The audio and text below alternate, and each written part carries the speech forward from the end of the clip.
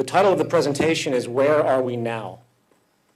In my experience so far in attempting to promote the ideas of the movement and the Venus Project, I find about 95% of the critics tend to ignore the current state of affairs. And in a detached manner, they simply criticize the abstracts of what our proposed resolutions are, without ever reflecting on the train of thought that was employed to reach those solutions. So in response to this, I decided to simply focus on the information which will, at a minimum, at least further compound the dire need to get away from our current social practices, while also showing the logic that the Venus Project employs to arrive at the conclusions and ideas that they do. We're not just making things up. Jacques Fresco didn't just creatively come up with ideas. He has a pivotal train of thought, and it has a near empirical basis. So first, there's going to be an overview of the movement and the tenets of the Venus Project. And then part one, we're going to elaborate even more so on the nature of our world monetary system and its consequences. While in part two, we will take a larger step back and consider the human condition, its cultivation, and the effects of the social system at large. Now, before I begin, please note that it was recommended in the email sent out that people read the orientation guide or the activist video, because basically I'm going to move very quickly through a lot of this information on the assumption that a lot of you are already familiar with some of it. If you're not, don't be surprised if some things come as extremely foreign. This lecture is actually part of two lectures. The second lecture will be given sometime in the future to deal with the other section. As you'll see, I deal with the first part of the idea, which is the fact our social system is corrupt. And the second section is what the solutions are. We're not going to talk about solutions specifically right now. We're going to talk about the reasoning behind it. The term zeitgeist is defined as the intellectual, moral, cultural climate of an era. The term movement simply implies motion or change. Therefore, the Zeitgeist movement is thus an organization that urges change in the dominant intellectual, moral, and cultural climate of the time, specifically to values and practices which would better serve the well-being of the whole of humanity, regardless of race, religion, creed, or any other form of contrived social status. The Zeitgeist movement in function exists as a commutative representation of an organization called the Venus Project, which is essentially a conceptual and technological set of ideas which constitutes the lifelong work of industrial designer and social engineer Jacques Fresco. Mr. Fresco, along with his associate Roxanne Meadows, have been working for decades to establish the technical methods and educational imperatives which can transition society away from its current cycles of war, perpetual poverty, and pervasive corruption into an improved social design based on environmental alignment, practicality, peak efficiency, and most critically, a heightened standard of living, personal freedom, and well-being for not just one nation or class, but for the entire human family. The ultimate materialization of these ideas is in the form of a new social design, updated to present-day knowledge, and the design can be termed a resource-based economy. In the words of Mr. Fresco, we call for a straightforward redesign of our culture in which the age-old inadequacies of war, poverty, hunger, debt, and unnecessary human suffering are viewed as not only avoidable, but also as totally unacceptable.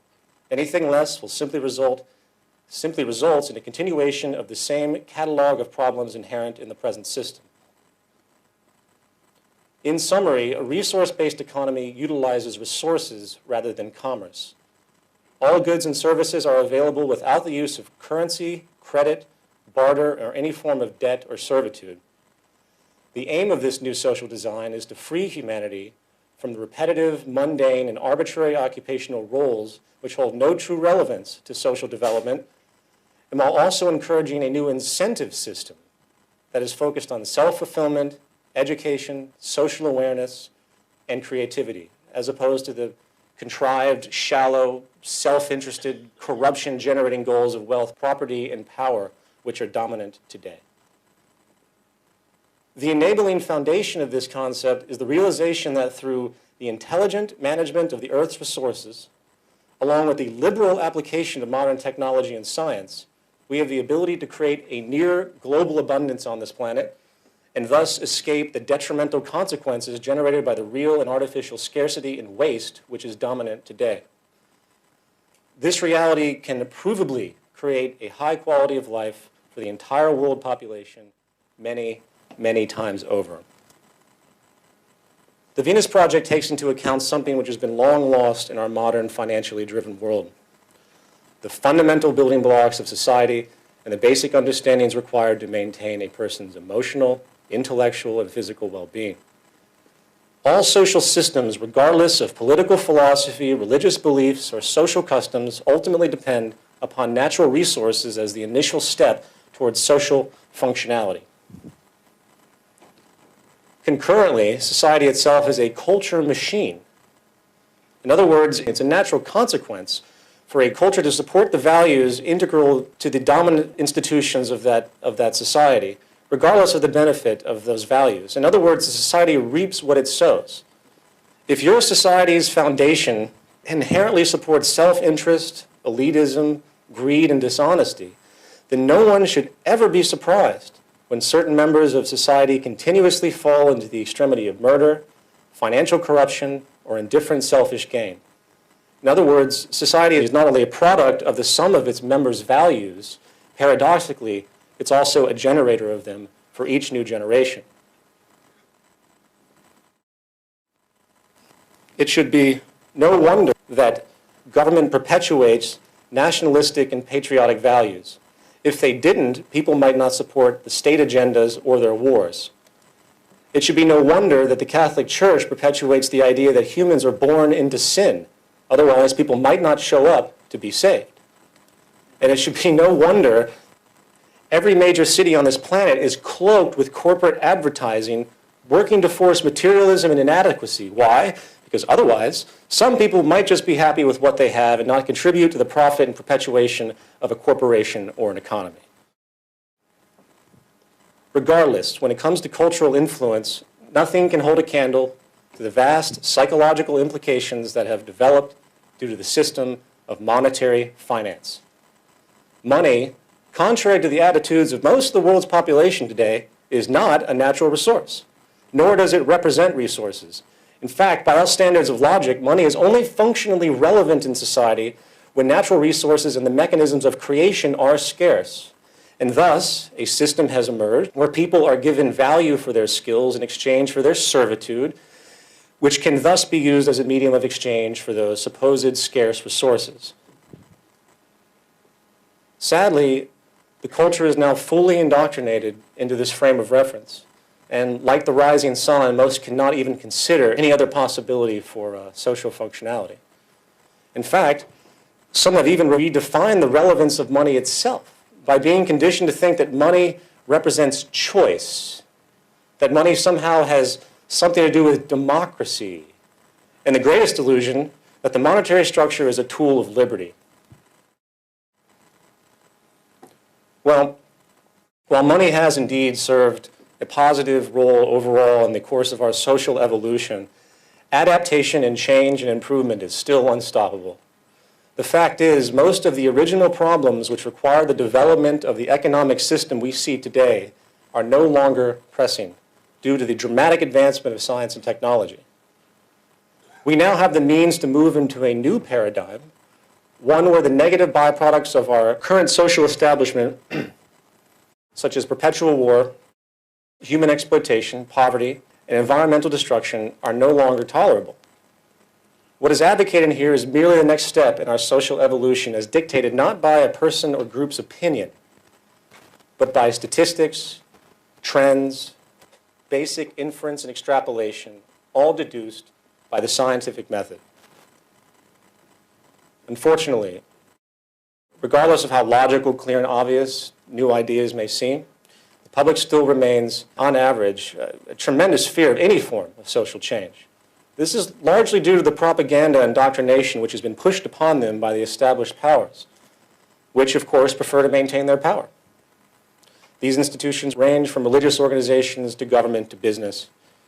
In fact, it really isn't the technical understandings and implementations of the physical attributes that comprise the resource-based economy which is the problem. We know we can do it technically. We know it can happen. The analysis has been extrapolated. It is the outdated cultural values, and this is such a testy subject. The cultural values and the education barriers of our conditioned culture is the most difficult aspect to consider, and that's one of the reasons I'm approaching this presentation as I have, because I want people to understand that we have to move somewhere. This is where the Zeitgeist movement comes in. We are not here to tell people what to think or believe. We're here to spread statistical information and socially positive value identifications in hope of bringing people into an awareness of the incredibly positive possibilities the future can hold. Once these understandings are fully realized, I think most people will never be able to look at the world in the same way again, and the problems we find as commonplace today will become simply unacceptable, motivating change. Now, there are countless well-intentioned people and activist organizations out there, and they keep popping up like weeds. It's incredible to me how many of these there are, and all admirable and amazing, and they're yelling at the top of their lungs about the rampant problems and injustices in our world. Yet, as you tend to find, very few actually offer any solutions whatsoever. Those that do offer solutions, however, always frame those solutions within the context of the current established system. Very little regard seems to be given to the root structure of our social design. The Venus Project and hence the Zeitgeist movement is different. Our fundamental focus is finding the foundational sources of our social problems and working from that lowest common denominator to create solutions. And when it comes to social corruption, poverty, environmental disregard, human exploitation, and most personal and social turmoil in the world today, an important realization is that most of these problems are not the result of some particular company, some nefarious elite group, or some government legislation. These are symptoms of the foundational problems. And this is the ultimate realization when it comes to how you look at the problems of the world today. There's a massive superstitious basis out there. It's us against them that is extremely poisonous to the development because people are constantly looking for someone else to blame when it's really themselves because they continue to perpetuate the system that creates these things. The real issue is human behavior. And human behavior, which will be addressed in this presentation specifically, is largely created and reinforced by the social patterns required for survival, as necessitated by the social system of the period. We are products of our society, and the fact of the matter is, it is the very foundation of our socioeconomic system and environmental condition which has created the sick culture you see around you. Our current system is based almost exclusively upon human exploitation, resource abuse, and redundant waste. It is simply what our system does. And as far as the infamous they, it is simply another social distortion, culminated and reinforced by our environment. There is no singular they. In Zeitgeist 1, I describe the men behind the curtain to the effect of a specific niche of economics, the ones that control most government policy, and hence those are the banks. The banks have been running things forever. But that is still a product. These are still human beings. We're dealing with negative tendencies. The they syndrome is absolutely obsolete. And next time you hear anybody talk about the they, please try to correct them. It's a religious mentality. Duality is good and evil. The bottom line is that we can spend the rest of our existences stomping on the ants that mysteriously wander out from underneath the refrigerator, setting traps or laws. Or we can get rid of the spoiled food behind it, which is causing the infestation to begin with. And this leads us to part one, monetary dynamics and its consequences. Here's an email I received from a PhD in economics soon after the release of Zeitgeist Addendum. Dear filmmakers, my son presented me the first half of your film last weekend asking me my opinion of the opening section about the fractional reserve lending practices. I'm a PhD certified economist of 12 years and teach macroeconomics. While I always was cognizant of the creation of money and the sale of government bonds, I had never stepped back far enough to see the larger issue your film presented. I find it tremendously disturbing that the creation of value through debt is indeed, by all formal logic, an imposed condition of deficiency and instigator of public servitude. I'm not sure what shocked me more, the fact that this is true, or the fact that after the many years of education I've had on the subject of economics, this reality never even occurred to me. While it seems counterintuitive to think that a person who should, by all social standards, be an expert in a given field due to their awards and credentials, very often, especially in the purely intellectual arena, such exposure to set established curriculum can really hinder someone's openness in a very powerful way. For you become cognitively blocked from new ideas and realizations. which, if they're outside of the existing framework that you understand, then you have no chance of even realizing it. It's restricting your perception. Jacques Fresco, who dropped out of school at the age of 14, has a great example regarding this perceptual point. During the time that the Wright brothers were building a machine that could fly, expert physicists and engineers were busy writing books about how it was impossible for man to ever fly in any meaningful way. Apparently, the Wright brothers, who were bicycle mechanics, didn't read those books. In other words, creativity will always serve you better than just book smarts. So, with that in mind, let's step back and pose a very simple question about the economic structure we all live in. What are the lowest common denominators required to perpetuate a market economy?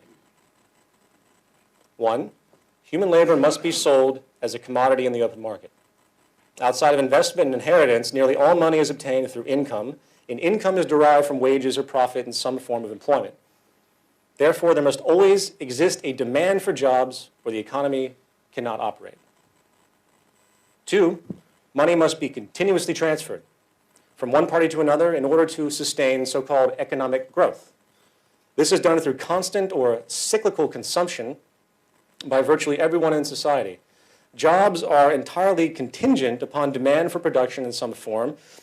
If there is no demand for goods and services, then there will be no demand for labor, and hence financial circulation would stop. Needless to say, these two aspects of the system, which of course are intimately connected, are absolutely paramount to the functionality of the system, to the financial system. If either one of them were substantially hindered, the integrity of the economy would be seriously compromised or possibly be made entirely obsolete. So given this reality, let's now hypothetically consider some variables which could put these mechanisms in jeopardy. In the first point, labor sold as a commodity in exchange for money. What if human labor market became unnecessary to the production of goods and services? More specifically, what if automation technology and artificial intelligence became advanced enough to allow for the replacement of perhaps 40%, 50%, 60% of the human labor force? At what point would such displacement, thus unemployment, be considered too much for the system's integrity and put it into question? As far as the second point, the need for cyclical consumption, what if conditions arose where the circulation of money was severely stifled? In other words, what if people simply did not need to continually buy things? What if, hypothetically, it was discovered that through optimized techniques in resource management, design, and production, the most commonly purchased goods could either be made obsolete by larger order renovations, or could have such extreme product efficiency, longevity, and near maintenance-free durability that most items could last a lifetime without replacement or major repair. Of course, this exact idea couldn't be applied to perishable items such as food, but following the same train of thought, what if the cultivation and production of food was in such ease and abundance, through technology obviously, that the supply and demand equation made the value of such items utterly negligible? To put these points in a different way, let's consider the classic economic concept of theory of value. Everything in society theoretically is given a value based on two considerations: the scarcity or availability of the materials used, and the amount of human labor required to produce a good or service. So, if material scarcity, both in terms of resource availability and quality, was not the issue, and human labor was not required to create a good or administer a service, then there would technically be no value. Well, as most of you in this room probably already understand, one of the greatest realizations of Jacques Fresco and the Venus Project, which should be one of the greatest realizations for the whole of humanity at this point in time, is that neither of the scenarios presented are hypothetical. Human beings are indeed being replaced, becoming obsolete, in other words, in the labor force due to advancements in production technology. Likewise, powerful new design advancements in production efficiency and resource management reveal the profound possibility of relative global abundance and peak product efficiency. This can be proven through statistical analysis and the inferential extrapolation of historical trends. Obviously, the corporations aren't out there telling you this. You have to dig much deeper to find this information. When it comes to production automation capabilities today specifically, the first thing to consider is a statistical evaluation of a phenomenon called technological unemployment.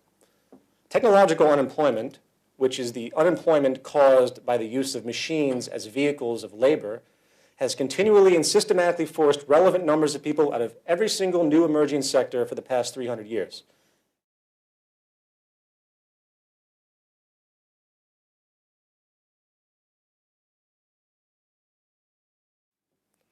Our current employment market is basically broken into three sectors: agriculture, including mining and fishing; manufacturing, tangible goods; and service, intangible goods.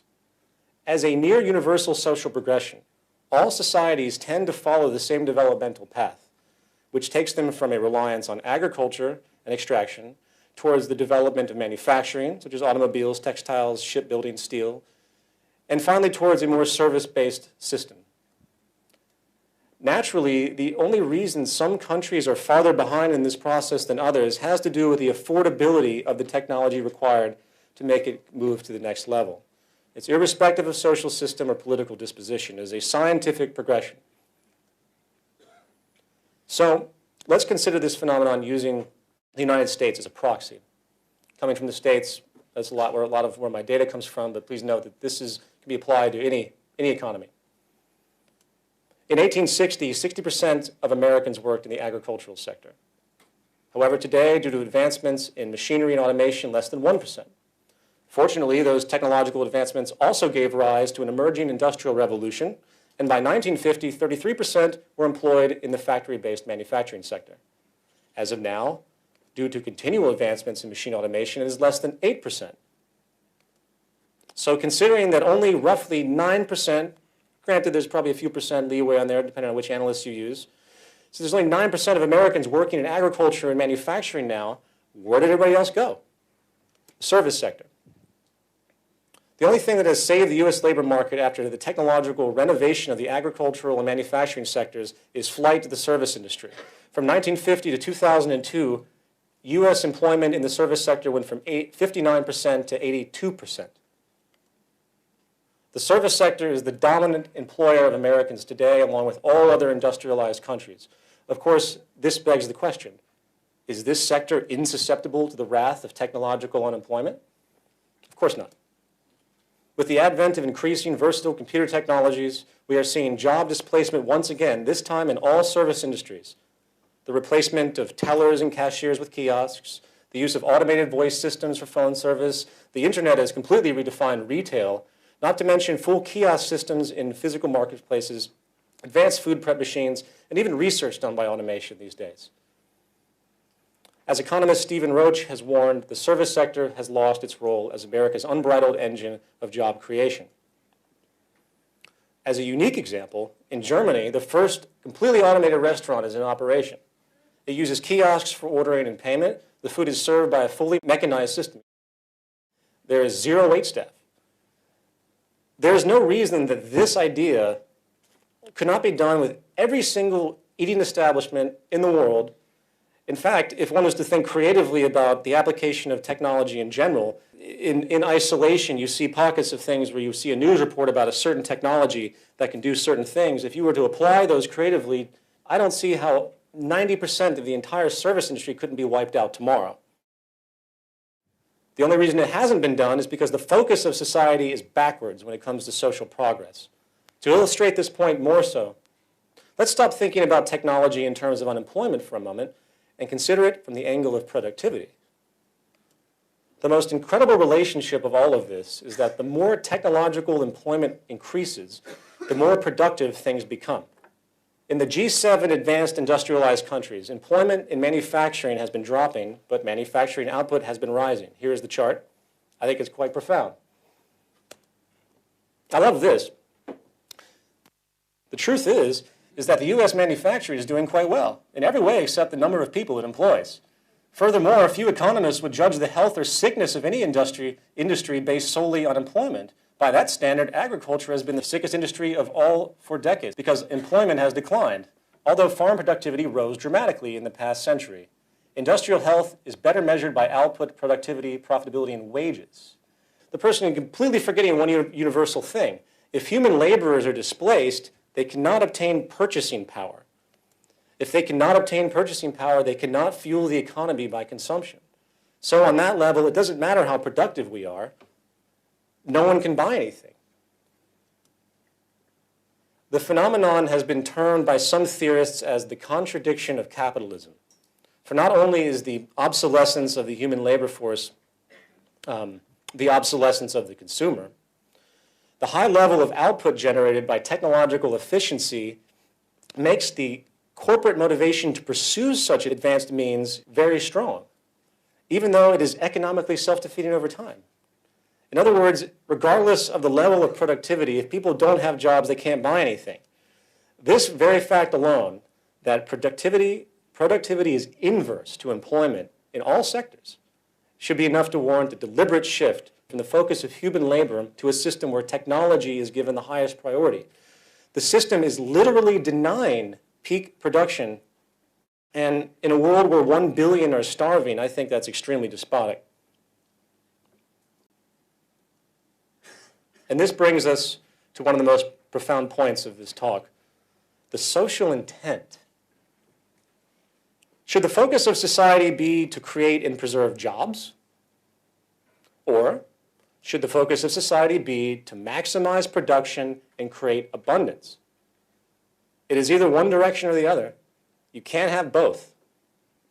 Sadly, what you are seeing in the world today is, quote, the deliberate withholding of social efficiency for the sake of preserving the status quo. I say that again because I want you guys to use that. The deliberate withholding of social efficiency is what our system does. The main reason outside of employment pressure is that you do not see technology being liberally used for all purposes imaginable, including the generation of food, energy, and material abundance, is because our financial system is based entirely on the perpetuation of scarcity and inefficiency. Why? Because it is the most self-preserving and profitable. If a company makes a car that can last 60 years without service and also runs without the need for perpetual refueling through battery power, the aftermarket value of that car is virtually zero, and billions of dollars will be lost over time due to the now obsolete consumer oil and auto service market industries. This could happen right now, again.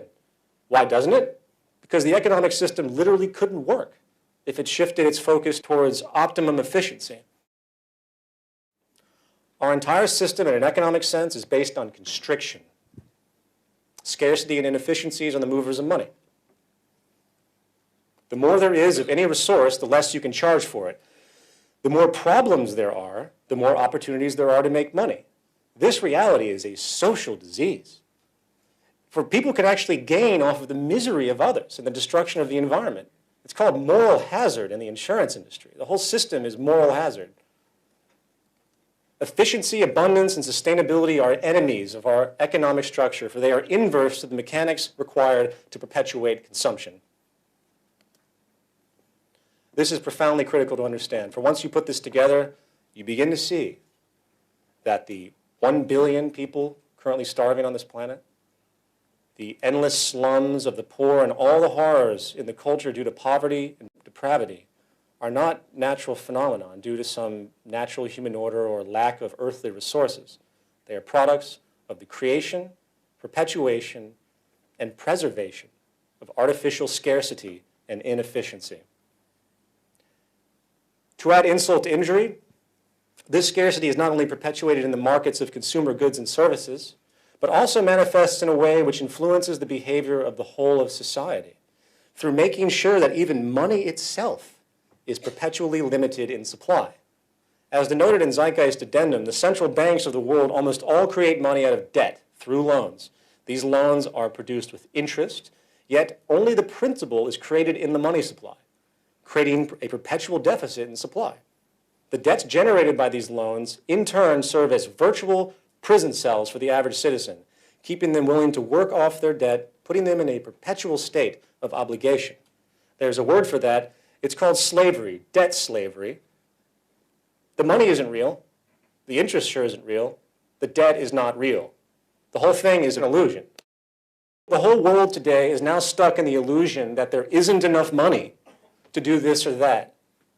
98% of the countries in the world are actually in debt to other countries and banks.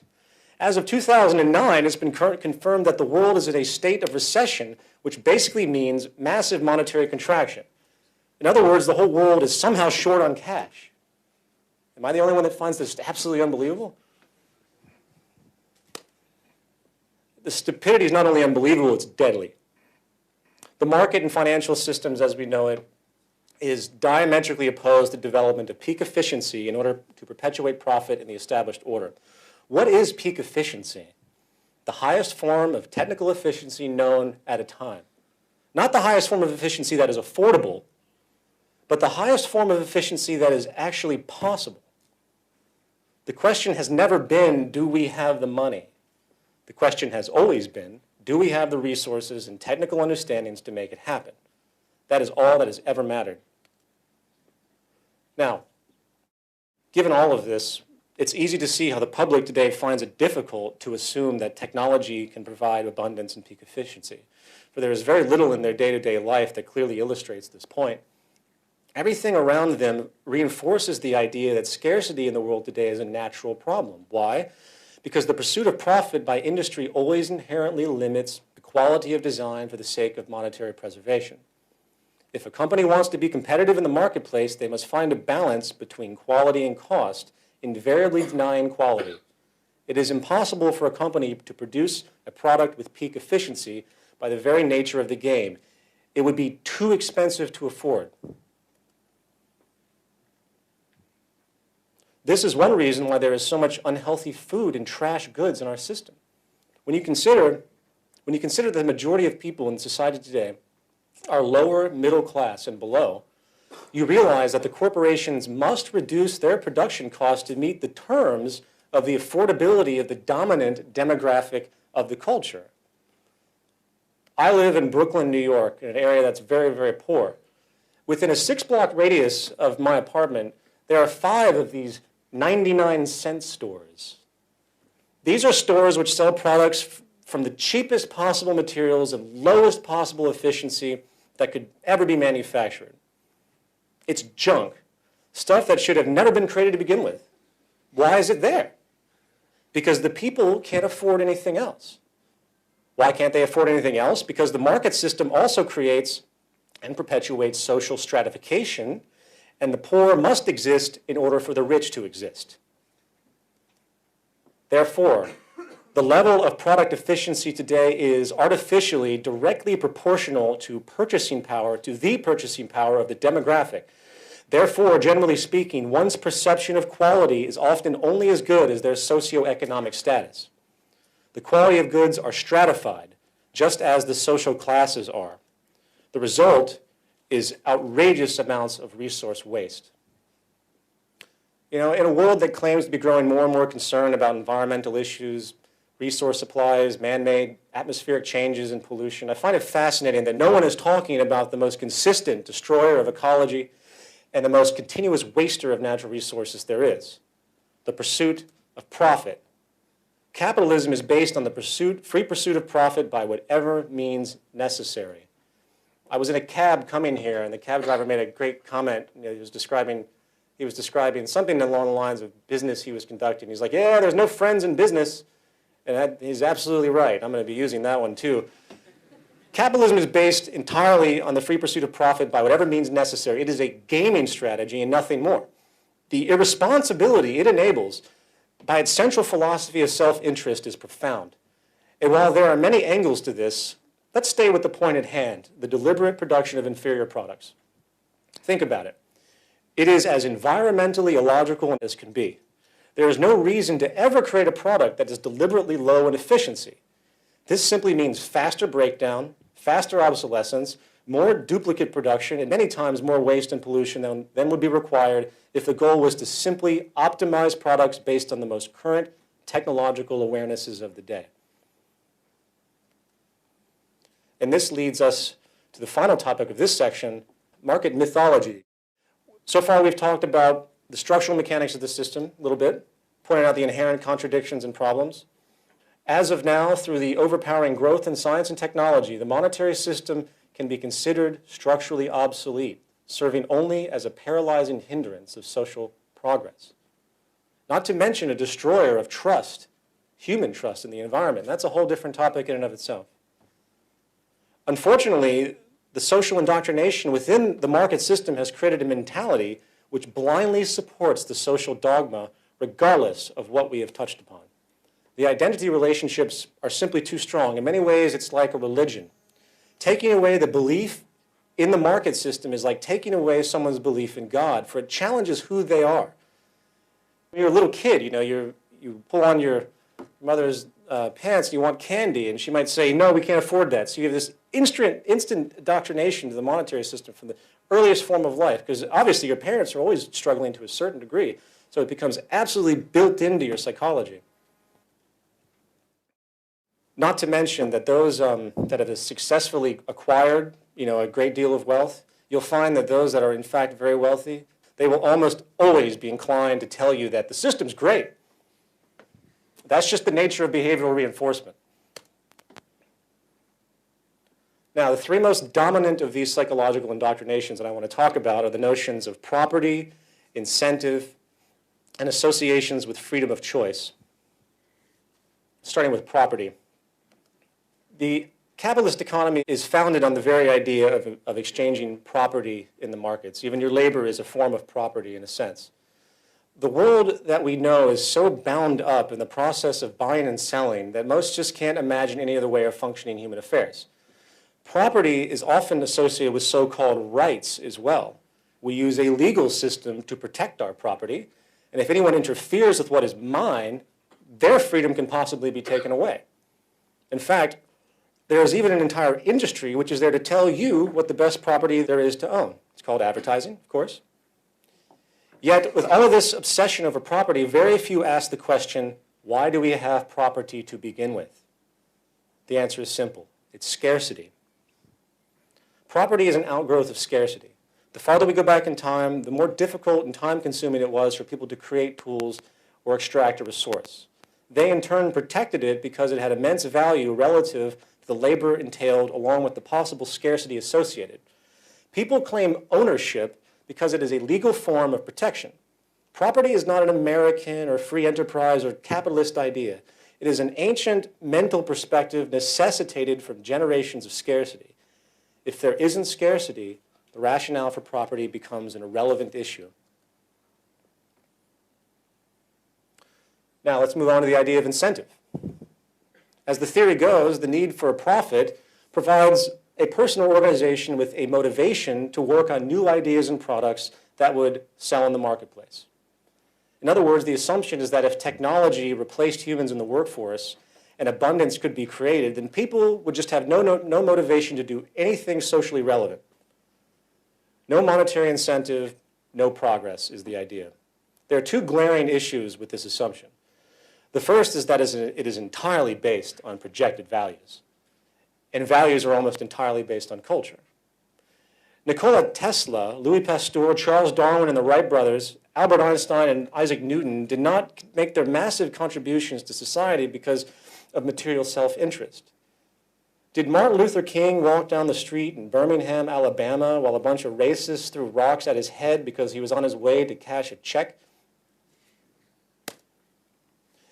If the incentive motivation theory held true, then you would see no volunteerism in the world today. Amazingly, in a 1992 US Gallup poll, it was found that more than 50% of American adults volunteered time with no pay for social causes at an average of 4.2 hours a week for a total of 20.5 billion hours a year. This is pretty amazing, especially with the lack of social capital in a place like the United States, which is the most powerful free market country there is. The ideology is the most ingrained, so I find that to be pretty incredible. The sickness of self-interest generated by the monetary system, even with this sickness, humans still strive to help each other and give to society without reward. What's even more amazing is that the poor and the middle class are more likely to volunteer than the wealthy. And think about that, these are the people that have the least amount of money. So it makes you understand the cultural and psychological nuances that are created. The more money you get, the more diseased you might possibly become. It's a fascinating phenomenon. The second thing to consider is that while it is true that useful inventions and methods do come from the motivation for personal gain, the intent behind those creations has nothing to do with human or social concern. For the incentive goal is not to improve humanity, but to make money. There is a massive disconnect. And as we have denoted thoroughly, the very means by which money is obtained in our system is counter to social progress fundamentally, for it is based on the deliberate withholding of efficiency. And by the way, I haven't even addressed the traditional corruption that we see occurring on a daily basis, based and derived from this incentive for income, which spreads like a malignant cancer of indifferent self-interest, from product dishonesty, murder, fraud, theft, slave labor, outsourcing, price fixing, monopolistic collusion, redundant waste, environmental exploitation, illegal taxation, institutional theft, societal indifference, imposed psychological distortions, or advertising, and of course, the sickest monetary incentive ever created, war. That is the reality of the monetary incentive. And the final myth for now, the freedom of choice. The free market is very persuasive for most people because it appears that the possibilities are endless and that they, the individual, have limitless choices. People witness the vast stratification of goods and services portrayed by the media and advertising and think that since the options just exist in abstraction, it has some form of relevance to the freedom of the individual. They can walk into a store and choose between 25 kinds of detergent and 75 kinds of sugar-coated cereal, yet they turn a blind eye with the fact that their lives are managed by, on average, 2 political parties. They pay no attention to the reality that 40% of the world's wealth is owned by 1% of the population, and thus 99% of the world's people will never obtain the luxuries afforded by the 1%. More specifically, everyone seems oblivious to the reality that nearly every day of your life, you are forced by the obligation of mere survival and, of course, debt which is imposed into a private dictatorship where most of your decisions are controlled by those in the next artificially created hierarchical degree, the next larger hierarchical degree. It's amazing to me when you talk to economists and they say, well, people have a choice of where they work. They only have a choice of where they work within a specific frame that is allowable based on their demographic of education, if you will. And of course, there's so many friend orientations in business. The ultimate fantasy is that anyone can be president in the United States. This is something that's been perpetuated. Like these are groups that perpetuate themselves elitism. And elitism works in the same way in the corporate world. You are absolutely restricted. You have no freedom because you're forced to do the work as it is. And it's amazing to me, and I get this argument a lot from high-end economists. They say that you have freedom of choice. You can choose where you work. No, you really can't.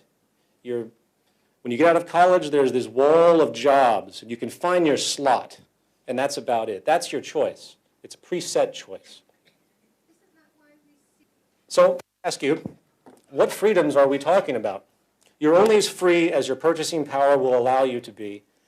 And the statistics have proven that the socioeconomic rank you are born into tends to persist for the rest of your life.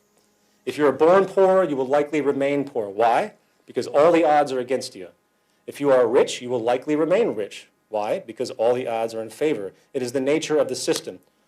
For example, if you have $1 million and put it into a CD at 5% interest, you're going to generate $50,000 a year simply for that deposit. You are making money off money itself. Paper being made on top of paper, nothing more. No invention, no contribution to society, no nothing. That being denoted, if you are lower to middle class, who is limited in funds, and must get interest-based loans to buy your home or use credit cards, then you are paying interest into the bank, which the bank is then using, in theory, to pay the person's return with the 5% CD.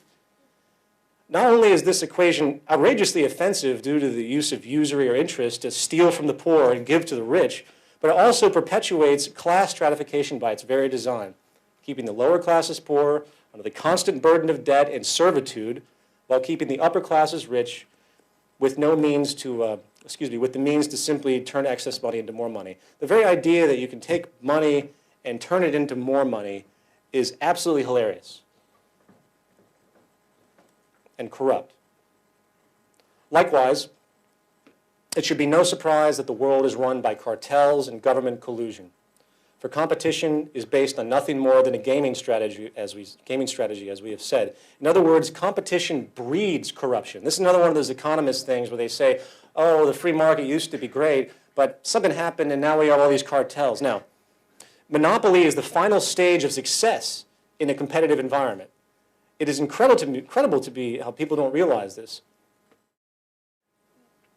It doesn't matter how much legislation that you have to combat sector or industry dominance, it will keep occurring.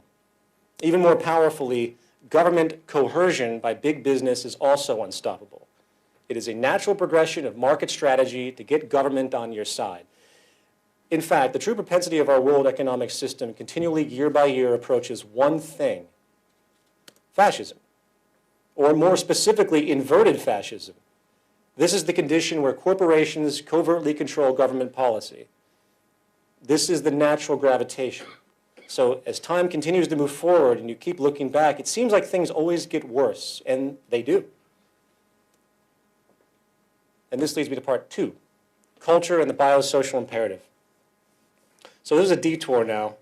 I hope that first section, if you have any questions, keep them in mind when we go to the Q&A. In this section, we are going to address some issues regarding our physical and social selves. This is very, very relevant to me, and I think very relevant to the whole argument. And unfortunately, again, most never think about this subject at all. In order for us to consider routes of social change, we must also have a clear understanding of conditioning, our biology, and our relationship to the environment.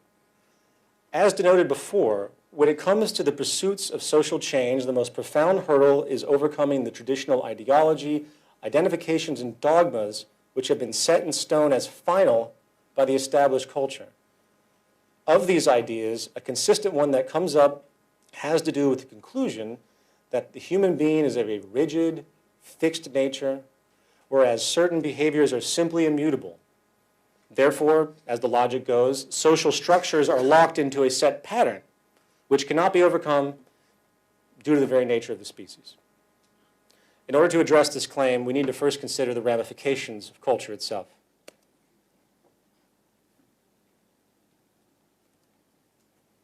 The word culture in a social sense is defined as a set of shared attributes, values, goals, and practices that characterizes an institution, organization, or group. The most obvious, yet often overlooked example of the mechanics of culture is the fact that we are provably shaped by the sort of society we live in. The language you use, the gaming strategies you execute for survival, the perception of beauty you lust for, the familial patterns and traditions you perpetuate, and the deeply held theology, myths, and urban legends that define your broadest view are all examples of the qualities you might absorb arbitrarily from the culture you have been born into.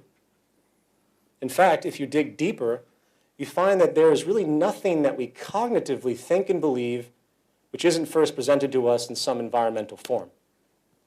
An insulted man who pulls out a gun and shoots somebody had to learn at some point in his life what a gun was, how to pull the trigger, along with what he was to find insulting to begin with. Every word that I am saying has been learned one way or another. Every concept relayed is a collective accumulation of experience. A Chinese baby taken at birth and raised in a British family in England will develop the language, dialect, mannerisms, traditions, and accent of the British culture. Needless to say, it is obvious the profound effect the environment has on behavior. But that's only part of the equation, for we are obviously biologically defined as well. It doesn't matter how much time I try to condition a cat to learn to speak English, it simply can't.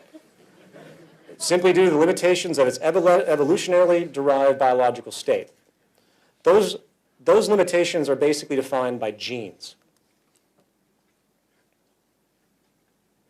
Genes are a fairly recent discovery, and there has been a great deal of speculation as to the spectrum that genes hold. The spectrum of relevance that genes hold. The most contentious is in the realm of behavioral biology. This is a field dedicated to understanding how genetics influences behavior. The idea that genetics are the possible source of various behaviors became popular in about the 19th century. One of the first pursuits that emerged was the idea that the aberrancies of human behavior, such as criminality, could be explained by a person's genes. You know, the old criminal gene idea. Sickly enough, even eugenics operations in the form of sterilization took place many years ago in an attempt to rid society of, quote, criminals, idiots, imbeciles, and rapists. The implication is that certain people are naturally, quote, bad people due to their genetics. You see this rhetoric everywhere. Someone might say, he has bad blood, or she's just an evil person. As an aside, I find it fascinating that this simplistic social fallback to explain a person's behavior is in full accord with the primitive superstitious duality postulated by nearly all established religions, good and evil. The gene in this case has replaced the satanic demon that once possessed a person, and thus the person has no control over their evil actions. In other words, they are slaves to their genes. Well, as research has progressed, it has been found that genes do nothing of the sort. Genes are stretches of DNA that produce proteins, which of course are vital to the operation of the brain, the nervous system, and the whole body. However, they are not autonomous initiators of commands. They do not cause behaviors in any real sense of the idea. In the words of Professor of Biology and Neurology at Stanford University, and a well-known anthropologist as well, Dr. Robert Sapolsky, genes are rarely about inevitability, especially when it comes to humans, the brain, and behavior. They're about vulnerability, propensities, and tendencies. As it turns out, the determining factor of genetic propensities, particularly in the realm of behavior, is the environment that the organism resides in. For example, recent research has shown that a gene could exist for depression. However, just because you have that gene does not mean you're going to get depressed. It takes some form of dramatic environmental stressor to trigger the genetic response, such as a sudden death of a loved one or something very severe. In other words, the environment triggers the existing genetic propensity. Even with a genetic predisposition to a particular illness, there is no guarantee you're going to get it. A chair with a broken leg is not dangerous if you never sit on it. As a variation of this, it is interesting to know how the environment even affects broad physiological attributes, a realm traditionally left for the genetic side of the nature and nurture debate. A study was done a few years ago at the Miami School of Medicine with premature infants in neonatology wards, where they decided to simply touch a section of the infants in the wards a few times a day, while the other section was not touched. All feeding patterns remained alike, everything else equal. As it turned out, the infants that were touched grew 50% faster and were noticeably more healthy. They were released from the hospital a week early. When compared months later, these same kids showed better health and agility than those that were not touched. It's incredible. This is a dramatic finding on many levels, for it shows that the genetically prescribed growth hormone release can be profoundly influenced by a simple and subtle environmental experience. Furthermore, the environment can not only trigger genetic propensities or influence their extent, it can override them to a certain degree. A couple of years ago, another study was done at Princeton University where scientists were able to genetically engineer mice, removing a key gene relevant to their neurotransmitter system, selectively targeting learning and memory. As a result, the cultivated mice were poor at various memory and learning exercises. They had trouble recognizing simple objects, their accuracy of smell was poor, and they were unable to learn well in many ways, which otherwise would be normal to an average mouse. Once their disability was confirmed and established, the scientists then put the cognitively dim mice as adults in an enriched, stimulating environment. And over time, it was found that many of the genetically engineered learning disabilities were actually overcome by the simple exposure to an intellectually nurturing environment. In other words, the environment is actually able to reestablish neurological pathways that seemed not to exist. Again, this is a powerful testament to the power of the environment when it comes to brain and hence behavior. We're perpetually molded and shaped by what's around us, and it has an extremely direct effect on our genes and what might be inherent to us. It's very important. The reason this is being brought up is to illustrate the fact that our environment is provably the most important determinant in our functionality. Nurture, in many ways, dictates nature on many levels, ranging from behavior to psychology, to physiology. Psychology would have relevance, but to physiology. and health. Consequently, it is incorrect to think that the human being is a slave to his biology, especially when it comes to his or her actions. This is a powerful myth which needs to be dispelled and debunked. For when we realize the importance of our environment, we'll be much more prone to changing it, and that's why I'm talking about this. In isolation, it might seem like these are abstractions, but we have to learn that biologically, we are only as relevant, so to speak, as the environment which interacts with our biology.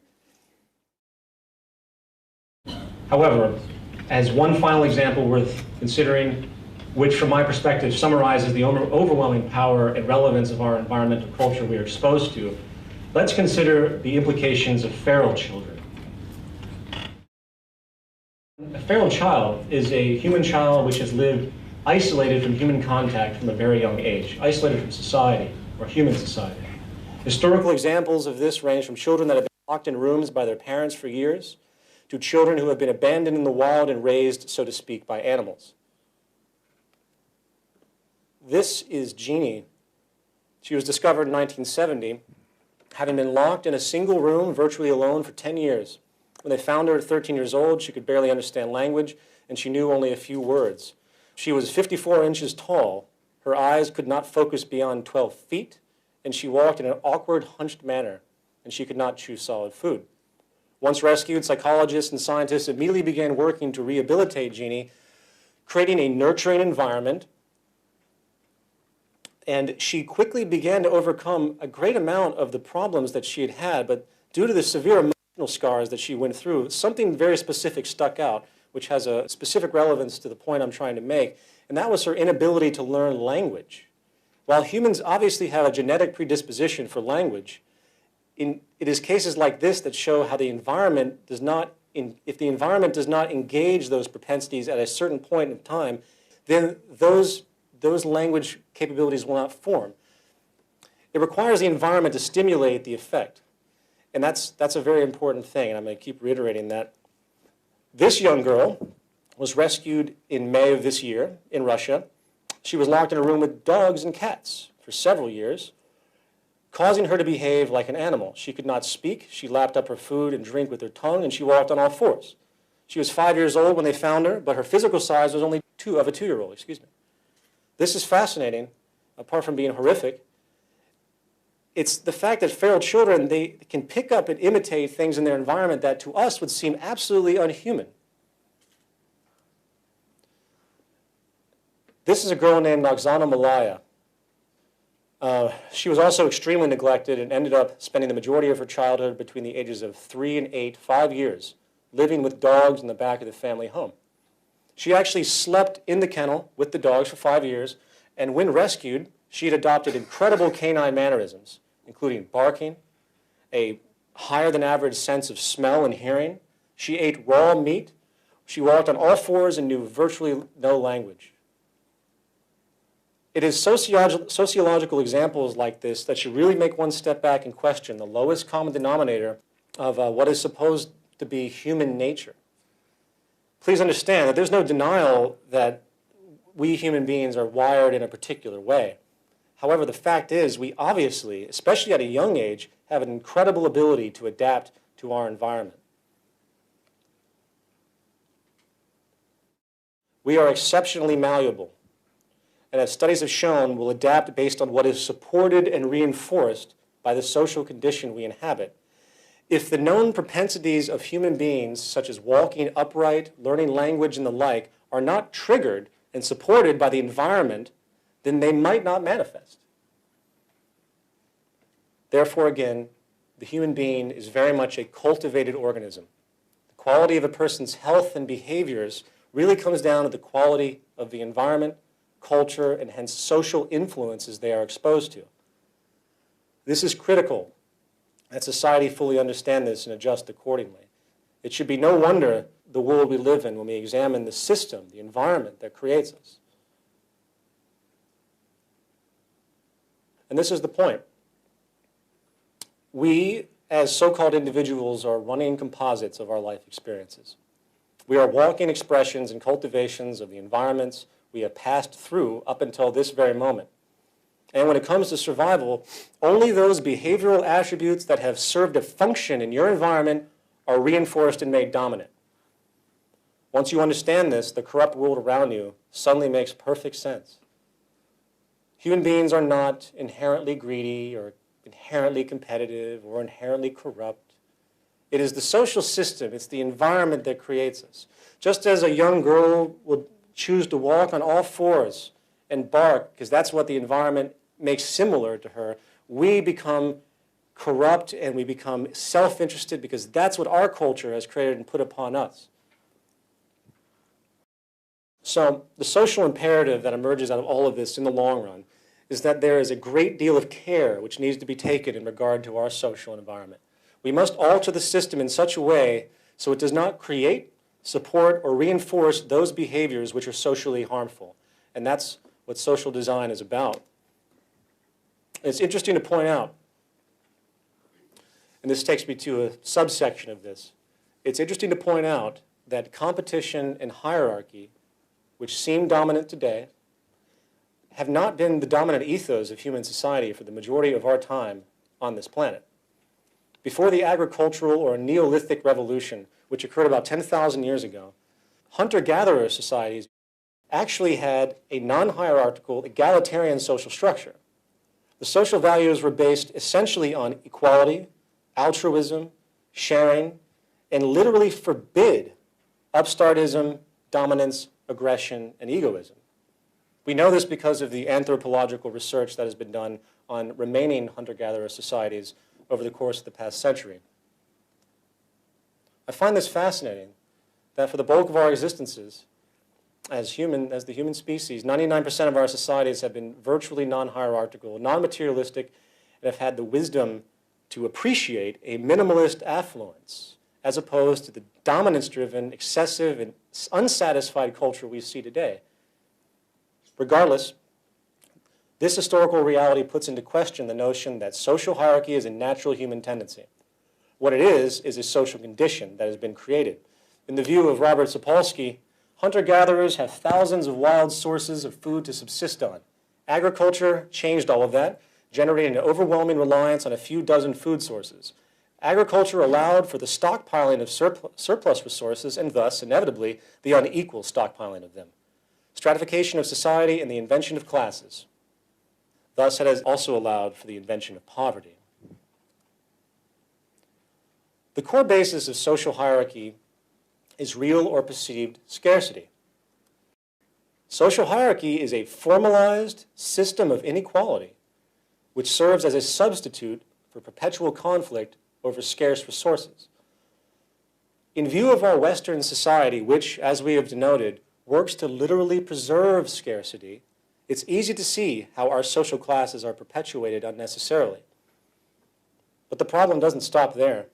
Another consequence, which is very new, has to do with the chain of causality, one that affects every one of us in a way which is almost hidden. And that has to do with the effect it has on our health. Studies have shown that people of higher socioeconomic status live longer, enjoy better health, and suffer less from disability, while those of lower socioeconomic classes die younger, suffer the largest burden of disease and disability. Now, this most often comes in the form of a gradient, meaning that from the highest upper classes straight down the lowest bottom classes, each successive step, up or down the socioeconomic ladder, constitutes a respective quality change in a person's health on average. On the surface, this would seem absolutely logical, right? Just makes sense. In the sense, lower classes often have poor diets due to a lack of purchasing power. They are more prone to live in polluted areas. They are more likely to get subpar health care. And due to lack of education, they might not take care of themselves in the best way. Now, while these attributes are obviously relevant to health, new studies have shown that there is something else going on that is contributing to the increasingly poor health and disease propensities of people, the lower they go in the social hierarchy. One of the most documented studies that has been done on this issue has been called the Whitehall Study. It's done here in London, at the University College of London, using the British civil service system as a subject group. They found that the gradient of health quality in industrialized societies is not simply a matter of poor health for the disadvantaged and good health for everyone else. Something else was happening. Remember, this is the UK where healthcare is socialized, and theoretically you have equal healthcare. They also found that there was a social distribution of disease, meaning that as you went from the top of the socioeconomic status to the bottom, the types of diseases people would get would change on average, but they'd be linked. For example, the lowest rungs of the hierarchy had a 4-fold increase of heart disease-based mortality compared to the highest rungs. I think, if I remember correctly, the highest rungs were things like melanoma, you know, people sitting on their yachts, which I thought that was quite amusing. Regardless, this is the pattern, and to a certain degree, it's irrespective of healthcare. Keep this in mind. Disease is being generated irrespective of socialized healthcare. Even in a country with universal healthcare, the worse a person's financial status, the lower they are in the social hierarchy, the worse their health appears to be getting. Why is this? As it turns out, psychological stress generated from social inequality. Not the byproducts of inequalities such as poor nutrition, healthcare resources, or education for a person's health, but inequality itself, psychological subordination. Concurrent research done by Richard Wilkinson at the University of Nottingham found that more income inequality there is in a society, the worse the gradient of health and mortality rates. This is irrespective of absolute income, and again, it has nothing to do with healthcare and nutrition. Evidently, the more income inequality that exists in a society, or in other words, the more stratified a society is, the more money that's divided between the culture, the more health problems that occur in the upper and lower classes together.